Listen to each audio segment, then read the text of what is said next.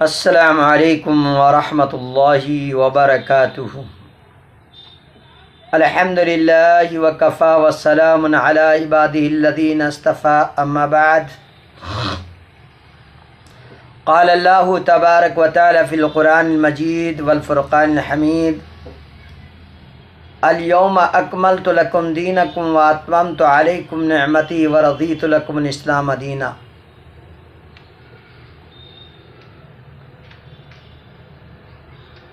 عن عائشہ رضی اللہ تعالی عنہا قالت قال رسول اللہ صلی اللہ علیہ وسلم: من احدث فی امرنا هذا ما ليس منه فهو رد، وفی روایت من عمل عملا ليس علیہ امرنا فهو رد، رواہ مسلم۔ محترم ناظرین و ناظرات، سامعین و سامعات،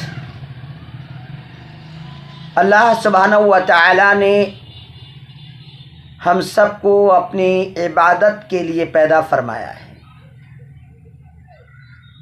اللہ نے اپنے رسولوں کو، اپنے پیغمبروں کو ہماری رہنمائی، ہماری ہدایت اور ہماری کو گائیڈ کرنے کے لیے اللہ نے انبیاء کرام علیہم السلام کو مبعوث فرمایا۔ آخری نبی احمد مجتبیٰ محمد مصطفیٰ صلی اللہ علیہ وسلم ساری کائنات کے امام سید الاولین والآخرین، امام المرسلین، خاتم النبیین محمد رسول اللہ صلی اللہ علیہ وسلم نے جو باتیں ہم سب کو بتائی ہیں اور جن باتوں پر اللہ کے نبی صلی اللہ علیہ وسلم نے عمل کیا ہے، ان سب کو اللہ تعالیٰ نے ہی بتایا ہے۔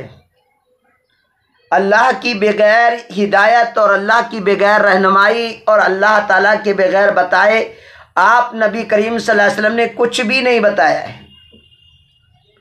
وَمَا يَنْطِقُ عَنِ الْهَوَىٰ إِنْ هُوَ إِلَّا وَحْيٌ يُوحَىٰ، ہمارا نبی جو کچھ بولتا ہے اپنی جانب سے نہیں بولتا، بلکہ وہ اللہ کی جانب سے وحی کردہ کلام ہے جس کو اللہ تعالیٰ وحی کرتا ہے۔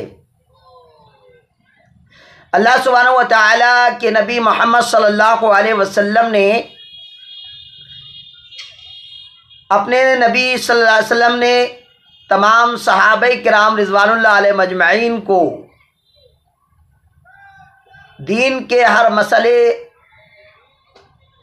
اور ہر بات کو واضح طریقے سے اللہ کے رسول صلی اللہ علیہ وسلم نے بتا دیا۔ کوئی ایسی شق دین کی نہیں چھوڑی کہ جس کو آپ نبی صلی اللہ علیہ وسلم نے اپنی امت کو نہ بتایا ہو۔ امت کے تمام افراد کو اللہ رب العزت نے بتا دیا، اللہ کے نبی صلی اللہ علیہ وسلم کے ذریعے سے، اور اللہ کے نبی محمد رسول اللہ صلی اللہ علیہ وسلم نے عمل کر کے خود بھی اور اپنے صحابہ کو زبانی طور پہ ساری باتیں بتا دیں۔ آپ نے ذرا سی بھی کوئی خیانت نہیں فرمائی بتانے کے اندر۔ جتنی بھی غیبی باتیں اللہ تبارک و تعالیٰ نے نبی کریم صلی اللہ علیہ وسلم کو بتائیں، وہ ساری کی ساری باتوں میں آپ نے بخالت اور آپ نے بخیلی پن اختیار نہیں فرمایا، بلکہ اللہ کے نبی صلی اللہ علیہ وسلم نے ہر اس بات کو بتا دیا جس کو اللہ نے بتایا۔ سمجھ میں نہیں آتا کہ آخر کار یہ بدعات، یہ رسومات جو آج کل لوگ کرتے ہیں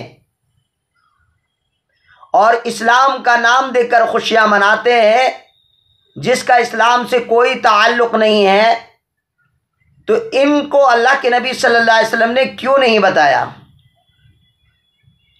اور اللہ تعالیٰ نے آپ نبی کریم صلی اللہ علیہ وسلم کو باخبر کیوں نہیں کیا؟ ایک سوال ہے، بہت بڑا سوال ہے۔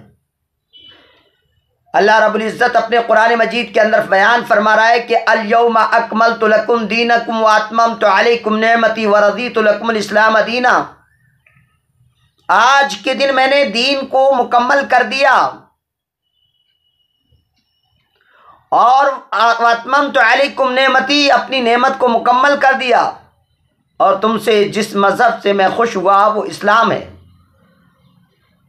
اللہ رب العالمین نے صاف صاف سورہ مائدہ کی آیت نمبر 3 میں یہ بات بتا دی، اور نبی کریم صلی اللہ علیہ وسلم کے اوپر اس کو نازل فرما کر سارے جتنے بھی حجۃ الوداع میں اللہ کے نبی صلی اللہ علیہ وسلم کے صحابہ کرام آپ کے ساتھ تھے، آپ نے ان تمام کو اس بات سے آگاہ فرما دیا، اور یہ آیت ان تمام کو بتا دی اور احکام و مسائل کا تذکرہ کر دیا، اور کہا کیا میں نے نہیں پہنچا دیا تم تک پیغام کو؟ حل بلغت، کیا میں نے تم تک پیغام کو پہنچا دیا؟ تو صحابہ نے کہا کیوں نہیں اللہ کے رسول صلی اللہ علیہ وسلم۔ پتہ یہ چلا کہ اس آیت کریمہ سے یہ بات معلوم ہوئی کہ دین مکمل ہو چکا ہے۔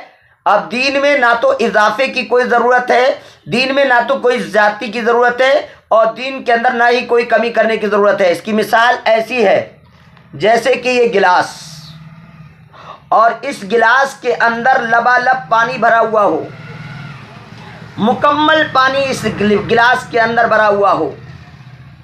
اب اس بھرے ہوئے گلاس کے پانی میں کوئی اور پانی نہ داخل کیا جا سکتا ہے، نہ اس کو نکالا جا سکتا ہے۔ اللہ تعالیٰ کا دین بھی ایسا ہے، اسلام بھی ایسا ہے کہ نہ اس میں کسی چیز کی زیادتی کی جا سکتی ہے اور نہ کسی چیز کی اس میں کمی کی جا سکتی ہے۔ اس کو اگر ذرا سا ہلائیں گے تو پانی گر جائے گا، چھلک جائے گا، اور اگر اس کے اندر کچھ داخل کریں گے تب بھی پانی چھلک جائے گا۔ یعنی زائد چیز کو اسلام قبول ہی نہیں کرتا ہے، اسلام قبول ہی نہیں کرتا ہے، زائد چیز کو قبول ہی نہیں کرتا ہے اسلام۔ جب اسلام زائد چیز کو قبول نہیں کرتا ہے تو زائد کرنے والوں کو کیسے اللہ کے یہاں مقبولیت ملے گی؟ چنانچہ سنیے اللہ کے نبی محمد رسول اللہ صلی اللہ علیہ وسلم کی حدیث، حضرت عائشہ رضی اللہ تعالیٰ عنہ اس روایت کی مرویاں ہیں، وہ بیان فرماتی ہیں کہ اللہ کے رسول صلی اللہ علیہ وسلم نے فرمایا من احدث فی امرنا ھذا ما لیس منہ، جس نے ہمارے اس معاملے میں، ہمارے دین اسلام میں کسی نئی بات کی ایجاد کی جس کا تعلق اس دین سے نہیں ہے، فَهُوَ رَدٌّ، تو وہ مردود ہے، مقبول نہیں ہے۔ اور اللہ کے پاس دین اگر قبول کیا جائے گا تو صرف اسلام کو ہی قبول کیا جائے گا۔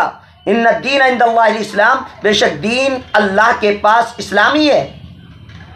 اور پھر اس کے بعد فرمایا جا رہا ہے کہ وَمَن يَبْتَغِي غَيْرَ الْإِسْلَامِ دِينًا فَلَن يُقْبَلَ مِنْهُ، فرمایا جا رہا ہے کہ جو دین اسلام کے علاوہ کسی چیز کو، کسی دین کو چاہے گا تو اس کے دین کو قبول نہیں کیا جائے گا، اس کی بات کو قبول نہیں کیا جائے گا۔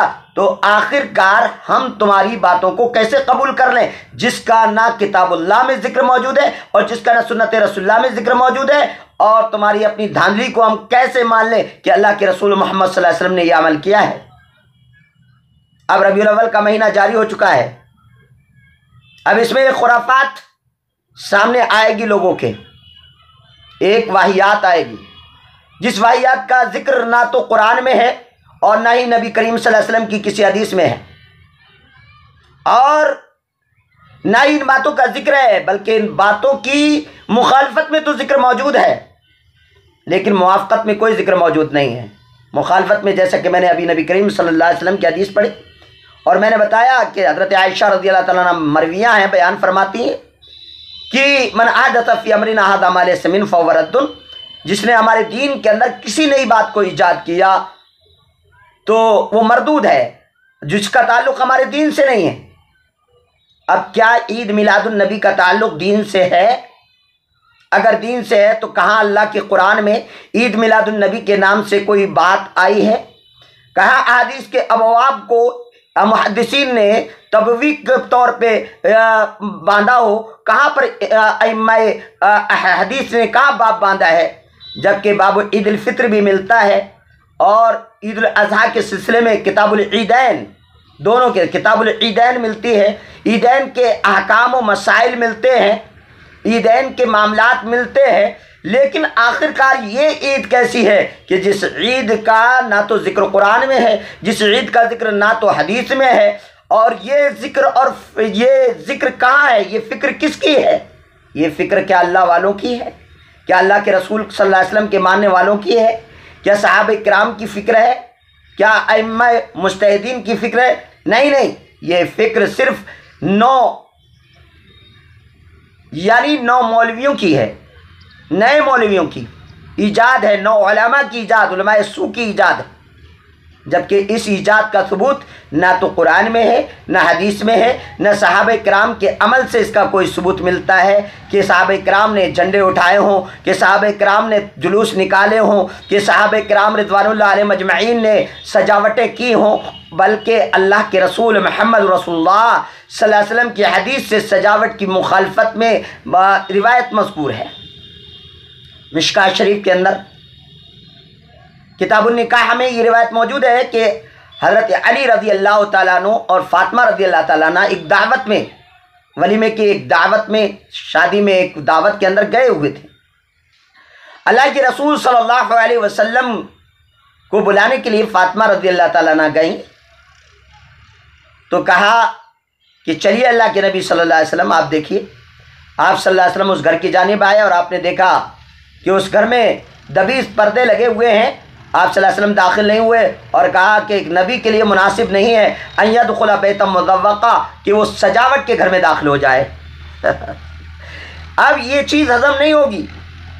نبی کریم صلی اللہ علیہ وسلم نے سجاوٹ کے گھروں کو ناپسند فرمایا، لیکن یہاں تو سجاوٹ کا مار لگایا ہوا ہے، نکاحوں میں بھی اور نکاحوں کے علاوہ میں بھی، اور نبی کریم صلی اللہ علیہ وسلم کے نام پر عید میلاد النبی کے قیام پر بھی یہ ساری باتیں، جبکہ عید میلاد النبی کا تذکرہ نبی کریم صلی اللہ علیہ وسلم کی نہ تو کسی حدیث میں موجود ہے، نہ ہی صحابہ کا عمل اس سلسلے میں ہے، نہ ہی تابعین تبع تابعین ائمہ مجتہدین نے اس سلسلے میں کوئی اپنی خامہ فرسائی فرمائی ہے، لہذا کسی نے بھی اس کے بارے میں ذکر نہیں کیا ہے۔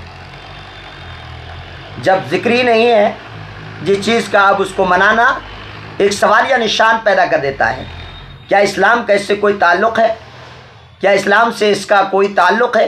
پتہ چلتا ہے جب ہم اسلام کی تعلیم میں اور کتاب و سنت میں اس کو ڈھونڈتے ہیں تو پتہ چلتا ہے صفر ہے، معاملہ صفر ہے، زیرو ہے، یعنی کچھ نہیں ہے احادیث میں۔ اب یہ کیا ہے، کہاں سے آیا؟ تو یہ ایک ایسی جگہ، ایسے مولویوں کی ایجاد ہے جنہوں نے اللہ کے نبی صلی اللہ علیہ وسلم کی سنتوں کی مخالفت کرتے ہوئے، نبی کریم صلی اللہ علیہ وسلم کے دین کی مخالفت کرتے ہوئے ایک نئی ایجاد کی اور نیا معاملہ ایجاد کر کے عیسائیوں اور یہودیوں کی پیروی کی۔ اللہ تعالیٰ سے میں دعا کرتا ہوں کہ اللہ تعالیٰ ہمیں عیسائیوں کی پیروی اور ان کی، اللہ رب العالمین ان کی کے نقش قدم پر چلنے سے ہماری حفاظت فرمائے، اور اللہ تعالیٰ ہمیں اللہ کے دین یعنی دین اسلام پر چلنے کی توفیق عطا فرمائے، اور اللہ تعالیٰ ہم سب کے گناہوں کو معاف کرے، اور اللہ رب العزت ہمیں ایسے بدعات و محدثات سے محفوظ فرمائے۔ آمین۔ وآخر دعوانا ان الحمد للہ رب العالمین، والصلاة والسلام علی سید الانبیاء والمرسلین، والحمد للہ رب العالمین۔